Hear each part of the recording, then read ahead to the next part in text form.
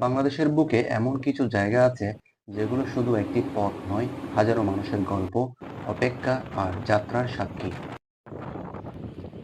ঘুরে এলাম রাজবাড়ী জেলার গোয়ালন্দ উপজেলার দৌলতদিয়া ফেরিঘাটে, যে ঘাট বহু বছর ধরে দক্ষিণ পশ্চিমাঞ্চলের মানুষের জীবনের অন্যতম প্রধান সংযোগ পথ। আজও এই ঘাট হাজারো যাত্রী ও যানবাহনের গুরুত্বপূর্ণ পারাপারের কেন্দ্র। এর বিপরীতে রয়েছে মানিকগঞ্জ জেলার পাটুরিয়া ফেরিঘাট। এই নৌরুটের মাধ্যমে দীর্ঘদিন ধরে দেশের দক্ষিণ পশ্চিমাঞ্চলের 21টিরও বেশি জেলার সঙ্গে রাজধানীর যোগাযোগ সহজ হয়েছে। ভোরের আলো ফুটতেই এখানে শুরু হয় কর্মব্যস্ততা। একের পর এক বাস, ট্রাক, প্রাইভেট কার আর মোটরসাইকেল ফেরিতে ওঠার অপেক্ষায় দাঁড়িয়ে থাকে। কারো গন্তব্য ঢাকা, আবার কেউ ছুটছেন খুলনা, যশোর, ফরিদপুর, কুষ্টিয়া কিংবা বরিশালের পথে। পদ্মা সেতু চালু হওয়ার পর এই রুটের চাপ অনেকটাই কমেছে। তবুও ভারী যানবাহন, পণ্য পরিবহন এবং বিশেষ পরিস্থিতিতে দৌলতদিয়া-পাটুরিয়া নৌরুট এখনও গুরুত্বপূর্ণ ভূমিকা পালন করছে। এছাড়া ঈদসহ বিভিন্ন ছুটির সময় এই ঘাটে বাড়তি কর্মব্যস্ততা দেখা যায়। বিশাল আকৃতির ফেরিটি ধীরে ধীরে নদীর বুক চিরে এগিয়ে যায়।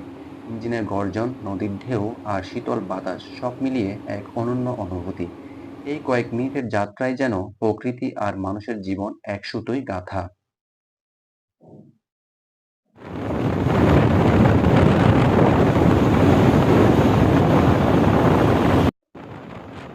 এখানে সারাদিনই দেখা যায় বাস, ট্রাক, প্রাইভেট কার ও মোটরসাইকেলের দীর্ঘ সারি।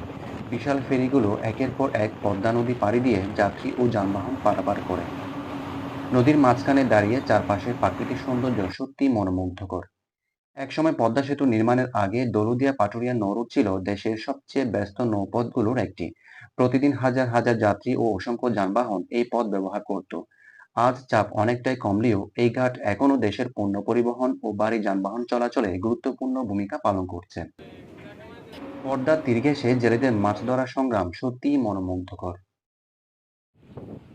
বিশাল আকৃতির ফেরিগুলো ধীরে ধীরে নদীর বুক চিরে এগিয়ে যায়।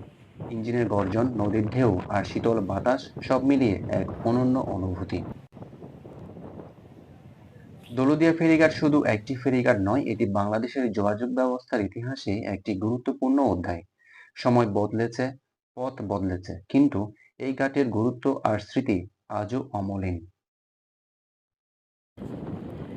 এতক্ষণ আমি ছিলাম আপনাদের সঙ্গে। ভিডিওটি ভালো লাগলে একটি লাইক দিন, চ্যানেলটি সাবস্ক্রাইব করুন এবং এমন আরও তথ্যবহুল ভ্রমণ ব্লগ দেখতে সঙ্গে থাকুন। আল্লাহ হাফেজ। ধন্যবাদ সবাইকে।